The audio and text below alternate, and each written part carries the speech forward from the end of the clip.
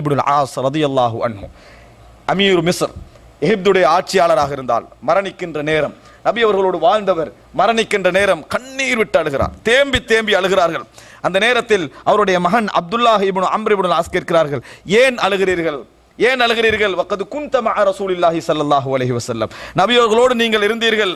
அப்பொழுது அந்த நேரத்தில் ரசூலுல் அந்த அம்ர் இப்னுல் ஆஸ் சொல்கிறார்கள், மகனே அபுனை, நான் அழுவதெல்லாம் நான் சொர்க்கம் போகும், அதாவது நாளை மறுமையில் எந்தவித தகுதி இல்லாதவனாக மாறிவிட்டேனோ என்று நினைத்து நான் அளவில்லை.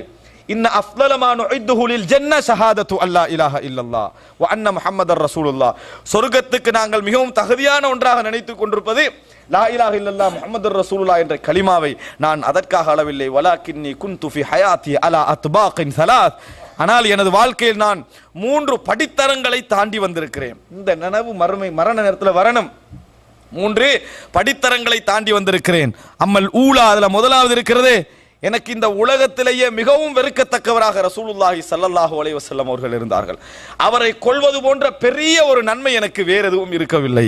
நபி அவர்களை நான் கொல்வதற்காக பலமுறை முயற்சி செய்திருக்கிறேன். ஃபலம்மா அத்கலல்லாஹுல் இஸ்லாம ஃபீ கல்பி, அல்லாஹு தஆலா இஸ்லாத்தை என் உள்ளத்திற்குள்ளே நுழைத்த பின்னால் இரண்டாவது தரம் என்ன தெரியுமா? என்ற வாழ்க்கையில் இந்த உலகத்திலேயே மிக சிறந்த ஒரு மனிதராக, கண்ணால் கண்ணியத்தின் காரணமாக ஏறெடுத்து ஒரு பார்க்காத ஒரு மனிதராக ரசூலுல்லாஹி ஸல்லல்லாஹு அலைஹி வஸல்லம் அவர்கள் இருந்தார்கள். அப்ப சொல்லுகிறார்கள், நான் முதலாவது நிலையில் இருந்தேனே, அந்த நிலையில் இந்த மரணம் எனக்கு வந்திருந்தால் லகுன்து மின் அஹ்லின் நார், நான் நரகவாதிகளில் ஒருவனாக இருந்திருப்பேனே, அதை நினைத்து நான் அழுகிறேன். அந்த நிலைமையில் அல்லாஹ் இந்த மௌத்தை எனக்கு தரவில்லை, அதை நினைத்து அழுகிறேன். இஸ்லாம் வந்த பின்னால் ரசூலுல்லாஹி ஸல்லல்லாஹு அலைஹி வஸல்லம் யுத்தம் செய்தேன். நபி அவர்களை கண்ணியத்தின் கொண்டு நான் கண்ணால் ஏறெடுத்து கூட பார்ப்பது இல்லை. இந்த உலகத்தில் மிகவும் விரும்பத்தக்க ஒரு மனிதராக ரசூலுல்லாஹி ஸல்லல்லாஹு அலைஹி வஸல்லம் இருந்தார்கள்.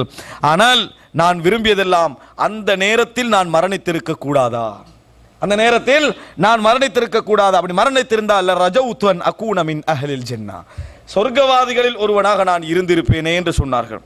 ஆனால் 3வது படிக்கட்டம், இஸ்லாத்தின் முயற்சியல்லால் எங்களுக்கு ஆட்சி அதிகாரங்கள் கிடைத்திருக்கின்றன, அனுபவித்துக் கொண்டிருக்கிறோம். நான் பயப்படுகிறேன், எனக்கு தெரியாது நான் சொர்க்கவாதிகளில் ஒருவனா நரகவாதிகளில் ஒருவனா என்று தெரியாது.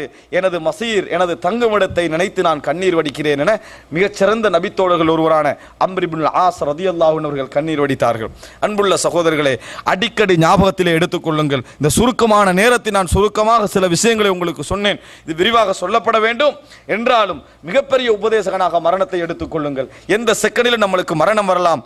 வாழுங்கள், அனுபவிங்கள், உழைக்க வேண்டும், கஷ்டப்பட வேண்டும், குடும்பத்தோடு சந்தோஷமாக இருக்க வேண்டும். ஆனால் இதெல்லாம் நிரந்தரம் அல்ல என்கின்ற பதிவு இருக்க வேண்டும்.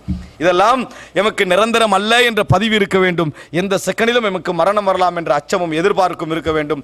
அப்படி இருக்கின்றவனுடைய வாழ்க்கை நியூட்ரலாக இருக்கும், அழகாக இருக்கும், அமைதியாக இருக்கும். அப்படிப்பட்ட நல்ல சிறந்த ஒரு வாழ்வை அல்லாஹ் ரப்புல் ஆலமீன் எனக்கும் உங்களுக்கும் தந்தருள் பாலிப்பானாக. ஹாதா மா இந்தி வல் இல்மு இந்தல்லாஹ் வ அகூலு கௌலி ஹாதா வ அஸ்தக்ஃபிருல்லாஹ்.